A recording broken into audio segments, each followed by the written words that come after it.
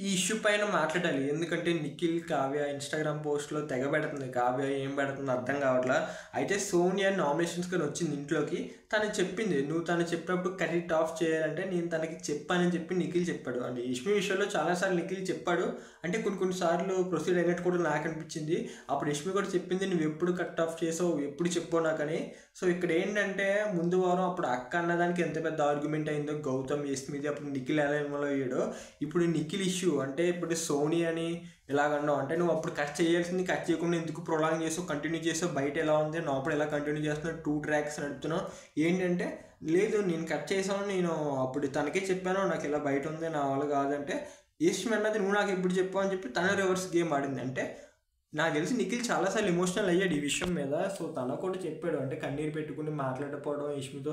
తర్వాత మళ్ళీ నార్మల్గానే ఉండేది. బట్ ఈ ఇష్యూ ఎప్పుడైతే రైజ్ అయిందో దీంట్లో నాకైతే నిఖిల్ జెన్యున్గానే అనిపించింది. అంటే యష్మి ఫ్లిప్పర్ అని ఏం చెప్పలేను కానీ ఈ విషయంలో వచ్చేసరికి నాకు నిఖిల్ జెన్యున్ అనిపించింది. సో దాన్ని చెప్పాడు లవ్ స్టోరీలో అప్పుడు కూడా.